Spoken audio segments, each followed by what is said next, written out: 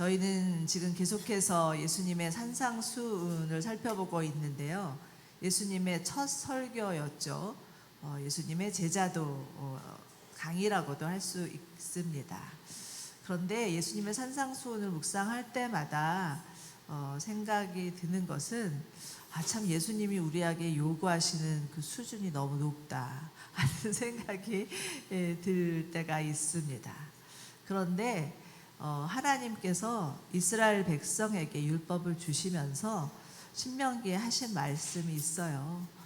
그 말씀은 무엇이냐면, 이 말씀은 어려운 것 같아도 그렇게 어렵지 않고 멀리 있지도 않고 오히려 그 말씀이 매우 가까이 있어서 내 입에 있고 내 마음에 있다.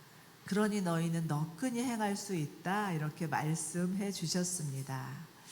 예수님의 산상수훈도 참 지키기 어려운 말씀인 것 같지만, 사실은 우리가 어렵다고 생각하는 이유는 어쩌면 내 자신을 내려놓지 못하기 때문이 아닌가라는 생각을 하게 됩니다.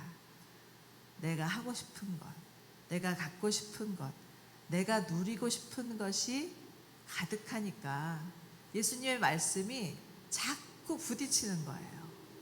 그런데 여러분 아마 경험하셨겠지만, 내가 내 자신을 내려놓고 내가 원하는 것과 또 내가 바라는 것들을 하나하나 정말 주님 앞에 내려놓기 시작하면 예수님의 말씀을 따르는 것이 어렵지 않다라는 것을 경험하는 것이 바로 우리의 믿음 생활이 아닌가라는 생각을 합니다. 여러분, 우리 가운데 하나님께서 어려운 길을 가는 것이 아니라 정말 주님을 따라갈 수 있는 그런 길을 우리에게 허락해 주셨음을 믿으시기 바랍니다. 네, 우리 옆에 분에게 이렇게 좀 같이 격려했으면 좋겠어요. 예수 믿는 것 그리 어렵지 않습니다. 어렵지 않습니다. 네, 어렵지 않습니다. 정말 우리 자신을 주님 앞에 조금씩 내려놓으면 내려놓을수록 점점 가벼워지고, 정말 진리가 너희를 자유케 하리라고 하시는 말씀이 무엇인지를 알면서 예수 믿는 것이 이렇게 좋구나 하는 생각을 하시게 될 것입니다. 오늘 본문은요, 마태복음 그 6장 1절에 너희는 사람들에게 보이려고 의를 행하지 않도록 조심하라. 그렇지 않으면 하늘에 계신 아버지께서 상을 받지 못할 것이라는 말씀으로 시작됩니다. 그것이 바로 마태복음 6장 오늘의 말씀인데요. 이는 우리가 지지난주에 살펴본 마태복음 5장에 예수님이 하셨던 말씀, 이런 말씀이에요. 너희가 율법학자들이나 바리새파 사람들보다 더 의롭지 않으면 결코 하늘나라에 들어가지 못할 것이라는 말씀하고 좀 대비가 됩니다. 이 두 말씀을 좀 잘 보셔야 돼요. 마태복음 5장에서 말씀하시는 의는 구원에 관한 의입니다. 그런가 하면 오늘 6장에서 말하는 의는 하나님의 상급에 관한 의라고 볼 수가 있죠. 그러니까 전혀 다른 차원의 의에 대해서 예수님이 지금 말씀하고 계시는데요. 오늘은 우리가 정말 구원받은 그리스도인으로서의 의, 하나님께서 우리에게 상급을 주시고자 하는 삶, 그 삶이 어떠한 삶인지에 대해서 살펴보는 시간을 갖도록 하겠습니다. 예수님 당시에 그 유대인들에게는요, 빼놓을 수 없는 경건생활 3가지가 있었는데, 그것이 구제와 기도와 금식이었습니다. 이는 하나님을 믿는 주님의 거룩한 백성으로서 마땅히 지켜야 될 덕목이라고 생각했고요.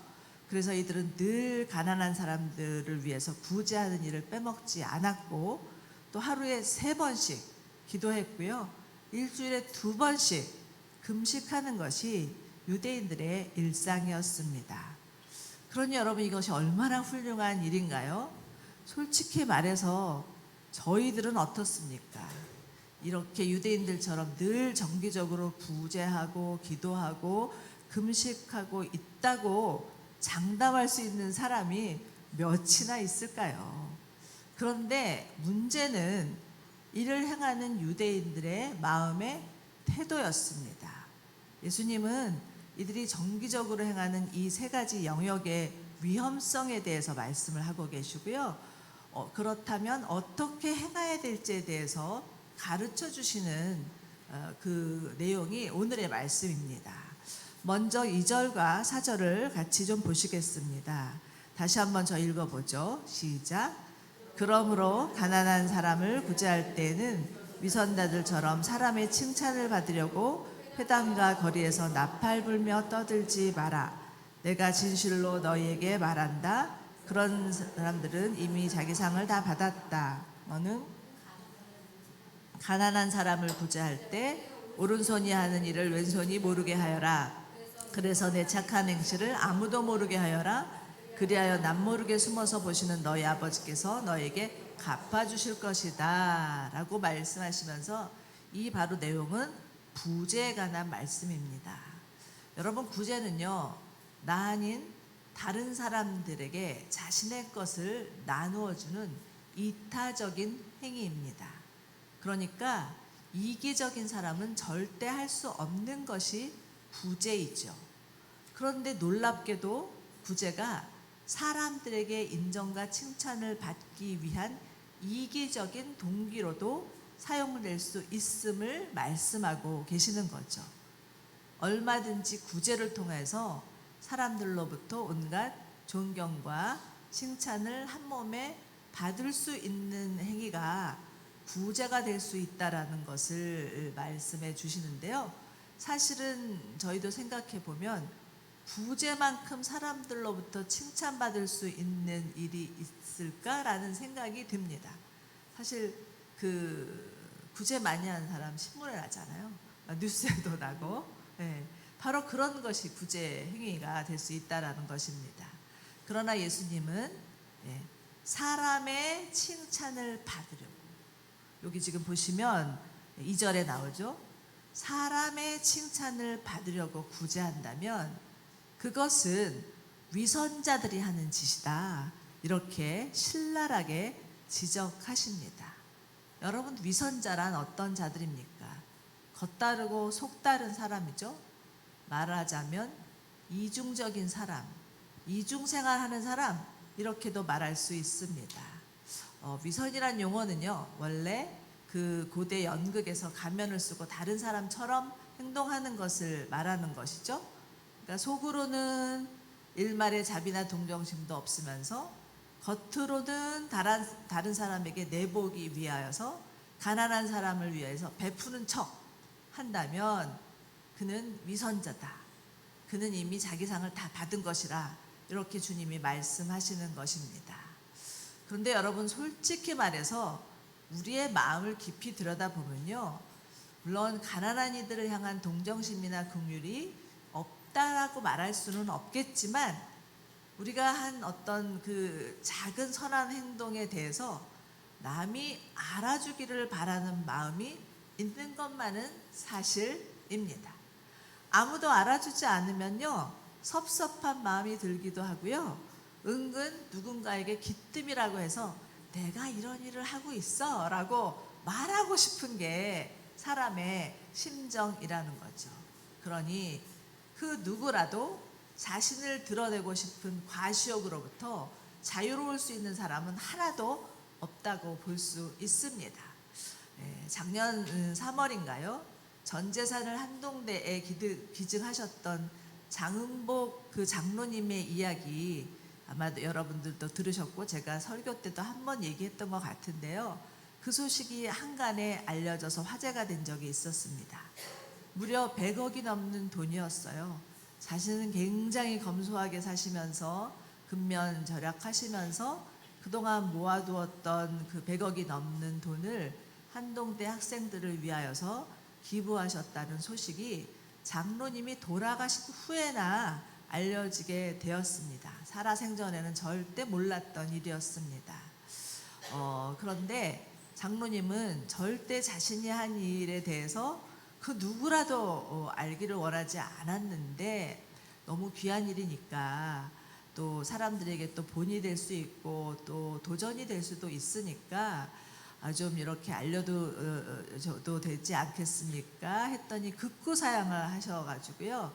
그러면 장로님 돌아가신 후에라도 알려도 되겠습니까? 라고 겨우 허락을 받아서 장로님이 돌아가신 후에 이 소식이 전해졌다라는 것을 우리가 또 전해 들어서 알고 있습니다. 예수님 말씀하신 것처럼 오른손이 하는 일을 왼손이 모르게 하라는 예수님의 말씀에 그대로 순종하신 귀한 삶이셨죠.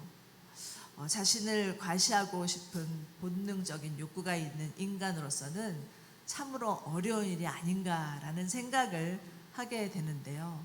그렇다면 어떻게 이런 일들이 또 장흥복 장로님뿐만 아니라 우리가 알지 못하는 많은 분들이 계시죠.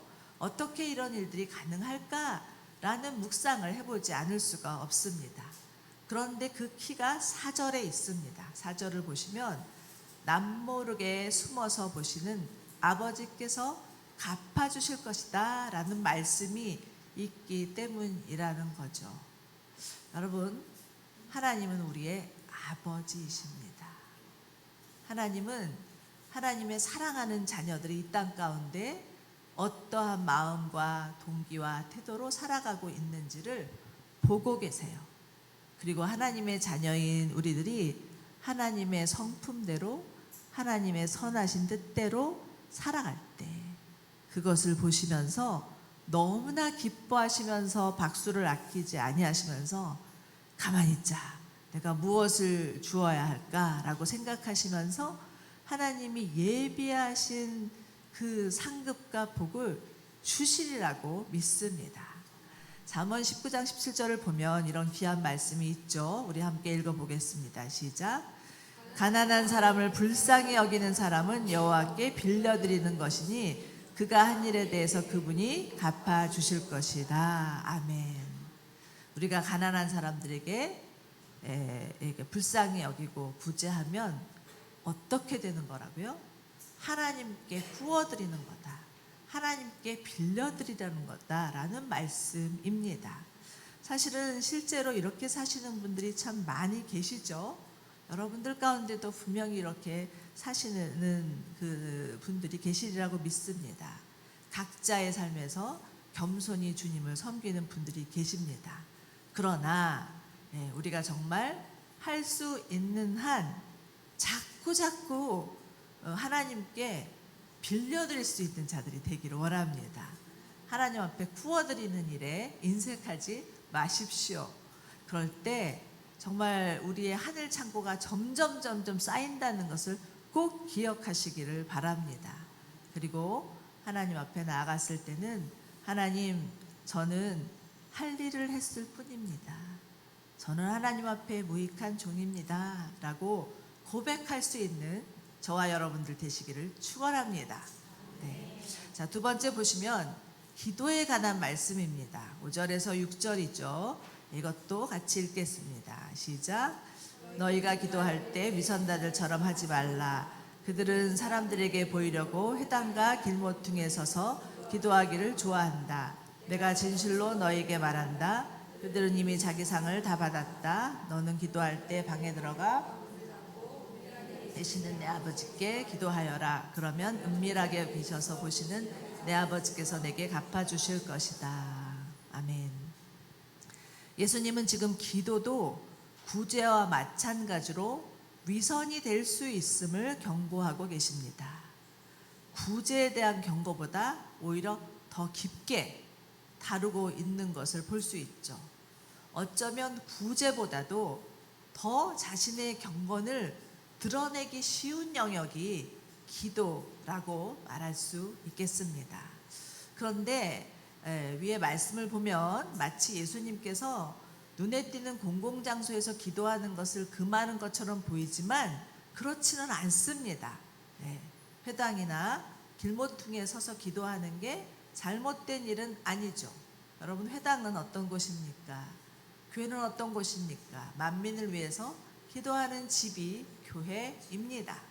또한 길모퉁이라는 것은 자신이 정말 인생의 길을 걸어가다가 힘들 때마다마다 그 자리에 서서 기도할 수밖에 없는, 그래서 하나님을 향해서 부르짖을 수밖에 없는 그런 상황을 말하는 게 아닌가라는 생각이 듭니다.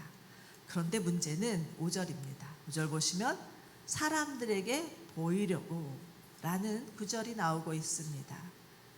2절에서는 사람의 칭찬을 받으려고 였다면, 또 5절에서는 사람들에게 보이려고 만약에 기도한다면 그것은 위선자들이 하는 짓이다 라고 말씀하시고 있는 거죠. 여러분, 아마 여러분들 잘 아시는 누가복음의 18절에 바리새인과 세리의 기도의 비유 아실 것입니다. 바리새인은요, 하나님, 나는 다른 사람들 같이 토색하거나 불의하거나 간음하지 않았고요, 내 옆에 있는 저 세리 같지도 않아요. 그래서 감사합니다 라고 기도합니다. 나는 일에 2번이나 금식하고요, 또 소득의 11조를 꼬박꼬박 드리고 있습니다 라고 그렇게 기도합니다. 그렇지만 세리는 어떠했습니까? 멀찌감치 서서 감히 하늘을 쳐다보지도 못하고 가슴을 치면서 하나님, 저를 불쌍히 여겨 주십시오, 나는 죄인입니다 라고 기도했을 때 예수님께서 누구를 의롭다고 말씀하셨나요? 바리새인이 아닌 세리의 기도가 의로운 기도라고 말씀해 주셨습니다. 여러분, 기도란 무엇입니까? 기도는 하나님과 기도하는 당사자, 그 두 관계에서 이루어지는 대화입니다. 상대방을 향해서 마음을 열고 소통하는 것이죠. 그런데 정작 상대에게는 관심이 없고 상대가 아닌 다른 사람에게 보이는 것이라면 그것은 기도라 할 수 없습니다. 다만 자신의 경건을 다른 사람에게 과시하기 위한 과시욕에 불과할 뿐이겠죠.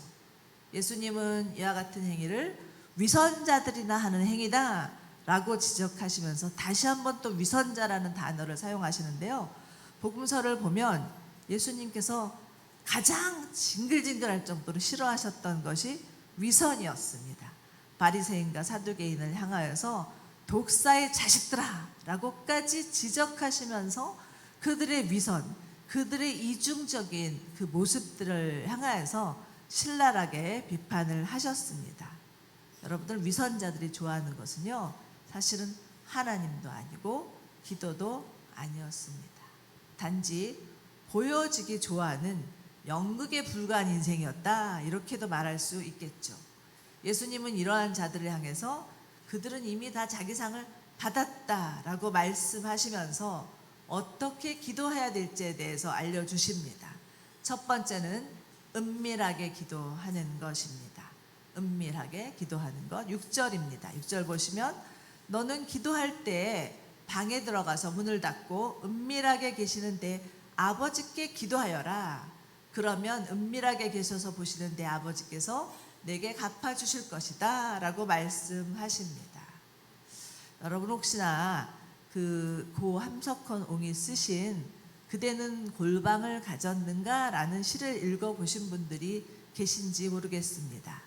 그 시에는 이런 내용이 담겨져 있습니다. 제가 잠시 읽어드리겠습니다. 그대는 골방을 가졌는가? 이 세상의 소리가 들리지 않는, 또 이 세상의 냄새가 들어오지 않는 은밀한 골방을 그대는 가졌는가? 님이 좋아하시는 골방은 깊은 산도 아니요, 거친 들도 아니요, 지붕 밑도 지하실도 아니요, 오직 그대의 마음 은밀한 속에 있네 라는 너무 기가 막힌 시입니다. 여러분, 이처럼 영이신 하나님을 만나기 위해서는 세상의 소리, 세상의 냄새를 차단하고 골방에 들어가 앉아야 합니다. 그래야만 우리가 사느라고 그동안 무뎌졌던 영적인 감각이 살아날 수 있고요, 그래야만 비로소 하나님의 세미한 음성을 들을 수 있고요, 하나님의 음성을 들어야만 살아날 수 있는 존재가 바로 우리들입니다. 여러분, 우리의 부르심은요, 무엇보다 하나님과의 교제입니다. 하나님과의 교제가 첫 번째 부르심이에요. 고린도 전서에는 예수님과 우리를 교제하기 위해서 너희를 불렀노라라고 하는 말씀이 있습니다. 여러분, 하나님과의 교제 없이 하나님을 위해서 일하는 것 하나님이 원하실까요? 원하지 않으십니다. 그런데 정작 또 우리의 기도 생활을 살펴보면 정말 하나님께서 우리에게 무슨 말씀을 하실지에 대해서는 별로 관심을 가지지 않고요. 내가 하고 싶은 말만 쏟아내면서 그냥 기도 막 하고 후딱 일어서 버리고 하나님이 말할 새도 틈도 주지 않는 그런 일방통행식 기도를 하고 있는 것은 아닌지 모르겠습니다. 사무엘의 어머니 한나 아시죠? 그 한나는 자신의 마음을 쏟으면서 하나님께서 응답해 주실 때까지 자신의 골방에 들어가 앉아있던 여인이었습니다. 오죽하면은 엘리 제사장이 너 혹시 술 취한 건 아니냐? 라고 그렇게 혼을 낼 정도로 하나님 앞에 나아가서 정말 하나님만이 들을 수 있는 소리로 은밀하게 기도하였던 여인이 바로 한나였습니다. 그리고 마침내 사무엘이라는 귀한 아기를 얻게 되죠. 그리고 한나는 그 아기를 하나님께 온전히 드릴 수 있었습니다. 왜요? 은밀한 가운데 보시는 하나님의 응답이었기 때문이죠. 자, 이제 두 번째는요, 7절을 보시면 예수님께서 금하시는 것이 있는데 중언부언의 기도입니다. 7절 읽겠습니다. 또 기도할 때에는 이방 사람들처럼 빈말을 반복하지 말라. 그들은 말을 많이 해야 아버지께서 기도를 들어주실 것이라고 생각한다 라는 거죠. 여러분, 중언부언의 기도, 이것은요 마음은 전혀 싫지 않은데 그냥 말만 쏟아내는 기도라고 할 수가 있겠습니다. 한마디로 영혼 없는 기도라고 할 수가 있죠. 어찌 보면 자기가 무슨 기도를 했는지조차도 잘 기억하지 못하는 기도가 중언비언의 기도가 아닐까라는 생각이 드는데, 예수님이 지금 금지하신 기도가 바로 빈말을 반복하는 기도라는 것입니다. 그런데 사실 반복해서 기도하는 것, 그것이 안 된다는 말은 절대로 아닙니다. 기도는 얼마든지 반복할 수 있죠. 우리가 정말 마음이 너무나 간절하면 하나님 앞에 드려지는 기도 또 드리고 또 드리고 할 수밖에 없습니다. 예수님의 겟세마네 기도를 생각해 보십시오. 예수님이 한 번 기도하고 또 안 되니까 두 번 기도하고 또 안 되니까 세 번 기도하고 그렇게 여러 차례 똑같은 기도를 반복해서 하셨던 것들을 볼 수가 있습니다. 얼마나 간절하면 주님 앞에 나아가 계속해서 정말 그 똑같은 기도를 하겠습니까? 그런데 어찌 보면 우리의 기도 생활을 돌아보면 우리가 자꾸 기도를 반복하는 이유가 기도하지 않으면 불안하기 때문에, 기도하지 않으면 뭔가 안 될 것 같은 그런 죄책감 때문에, 그리고 기도를 했는데도 그 기도의 분량이 채워지지 않는 것 같기 때문에 자꾸 반복해서 기도하고 있는 것은 아닌가라는 생각을 해보게 됩니다. 옆에서 유창하게 기도하는 사람 보면요, 왠지 주눅 들고요. 그래서 자꾸 나는 옆에서 했던 말 또 하고 또 하고 또 하는데 무슨 기도하는지 모르겠고 기도에 대한 중압감, 강박관념만 있는 때가 있을 수 있다라는 것입니다. 그러나 이처럼 의무감으로 기도한다면 그 기도가 도대체 며칠이나 갈 수 있겠습니까? 여러분, 작심삼일이라는 말이 있죠? 그것은 공부에만 적용되는 게 아니고요, 기도에도 적용될 수 있습니다. 그러나 정말 기도가 사랑하는 하나님 앞에 나가서 주님과 함께하는 시간이요, 만남이요, 대화라고 생각한다면 하나님 만나고 싶어서라도 기도하고 싶어지겠죠. 그러니 여러분, 하늘 보자 움직이려고 하지 마시고요. 먼저 여러분의 마음을 움직이시기 바랍니다. 기도는 말이 아니라 마음이에요. 네. 우리의 마음을 주님 앞에 가지고 나아가, 마음을 열고 하나님 앞에 나아가 가만히 앉아 있으면 하나님과의 대화가 시작될 것을 믿으시기 바랍니다. 네, 셋째는요, 기도에 필요한 것은 하나님을 향한 신뢰입니다. 8절 보십시오. 8절에서 너희는 이방 사람들처럼 기도하지 말라. 너희 아버지께서 너희가 구하기도 전에 무엇이 필요한지를 다 알고 계신다라고 말씀하고 있죠. 그렇습니다. 하나님은 우리의 모든 형편, 처지, 우리가 어떤 체질인지 기질인지 어떤 필요를 가지고 있는지 다 알고 계시는 우리의 아버지이십니다. 그렇기 때문에 어떻게든 우리가 원하는 바가 이루어질 때까지 끊임없이 간청하는 것은요, 어찌 보면 믿음의 표현이라기보다는 불신의 표현일 수도 있다라는 것입니다. 하나님을 믿는다고는 하지만 믿어지지 않으니까 불안한 거예요. 불안하니까 더 열심히 기도하고, 또 하나님을 믿기보다는 어찌 보면 기도 자체를 믿는다고 할 수도 있죠. 여러분, 우리가 왜 기도합니까? 하나님을 믿기 때문에. 하나님이 우리의 아버지시고 우리의 기도에 응답하시는 분이기 때문에 나아가서 기도하는 거지, 기도 자체가 효력이 있는 게 아니잖아요. 네, 그런데 우리는 마치 무슨 정말 기도가 무슨 능력이 있는 것처럼 그렇게 생각하는 우리 무의식 안에 이상한 생각들이 있을 수도 있다라는 것입니다. 그렇지만 여러분, 하나님께서 우리의 기도를 만약에 들어주시지 않는 경우가 있잖아요.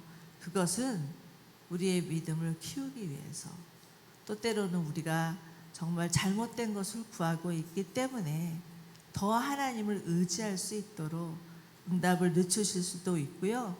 그리하여서 그 기도를 통해서 하나님 만나고 믿음의 성장이 있기를 바라서 잠깐 보류하실 수도 있고요.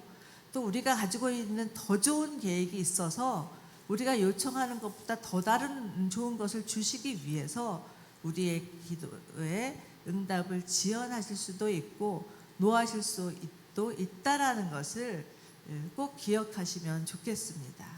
그렇기 때문에 기도에서 가장 중요한 것은 하나님께서 나를 향한 선하신 계획을 가지고 계시다는 것을 믿는 것입니다.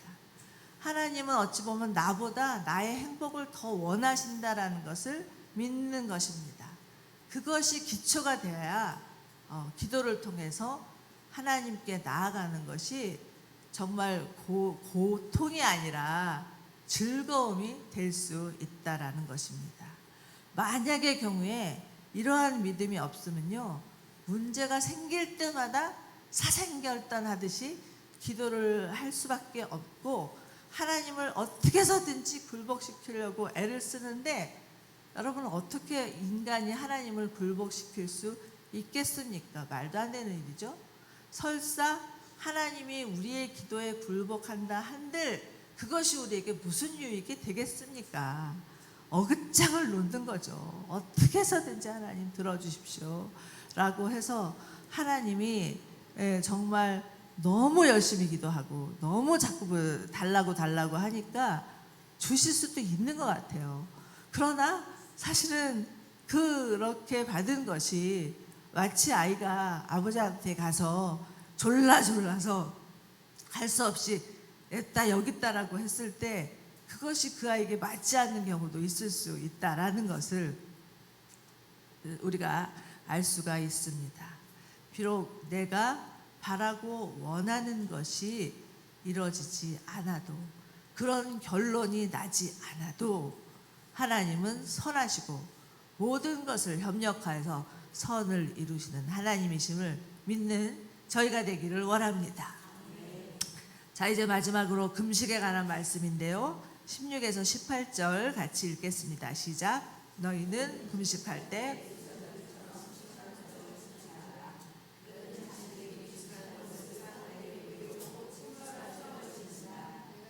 진실로 너에게 말한다. 그런 사람들은 이미 자기 상을 다 받았다. 너는 금식할 때 머리에 기름을 바르고 얼굴을 씻으라.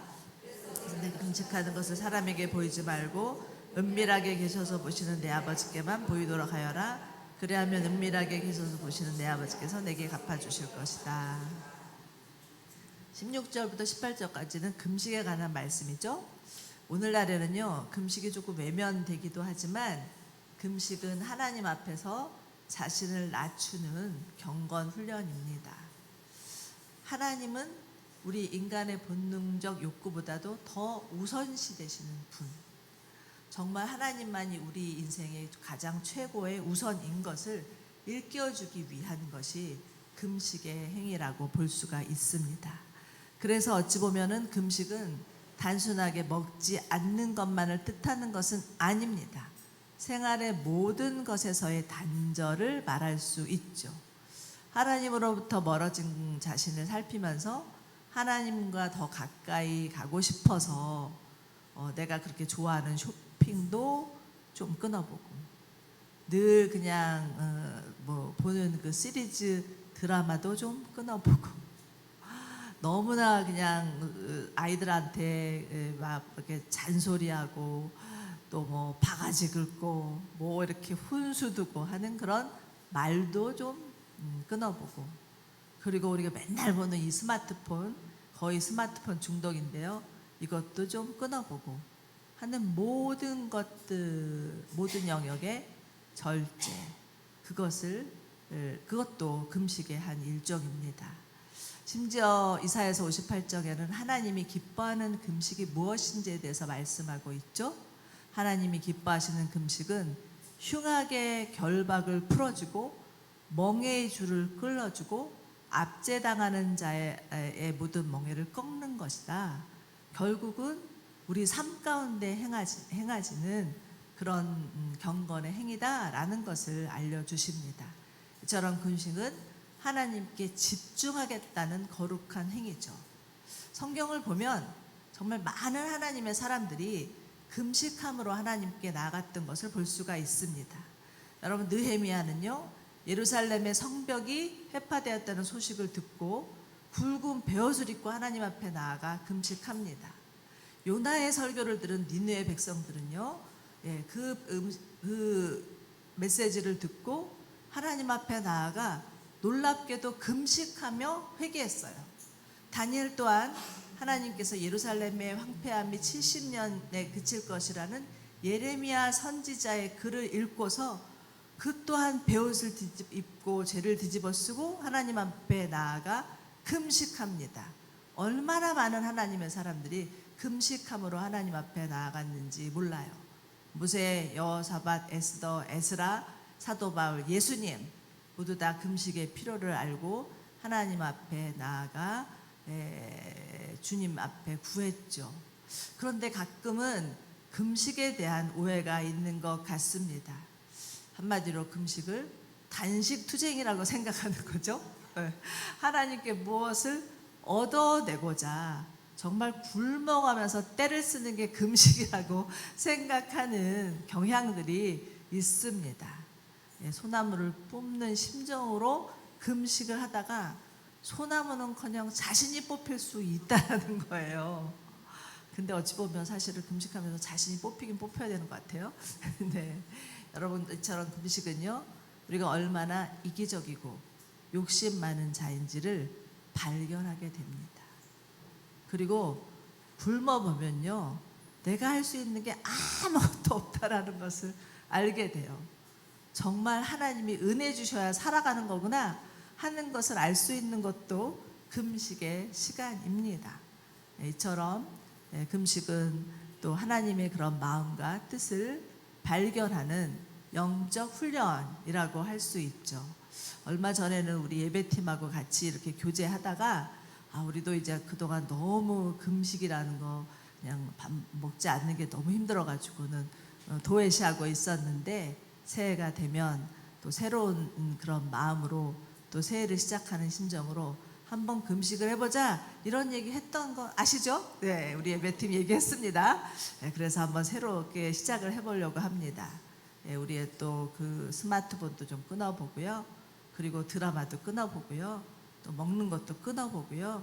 하면서 금식함으로 하나님 앞에 나아갈 때 그 금식을 통해서 하나님께서 우리 가운데 주시는 은혜가 있을 것을 기대하고 이제 새해 시작해 보려고 하니까 우리 또 여성 예배 오시는 모든 분들 동참하셔서 정말 금식을 통한 하나님의 은혜를 누릴 수 있기를 원합니다.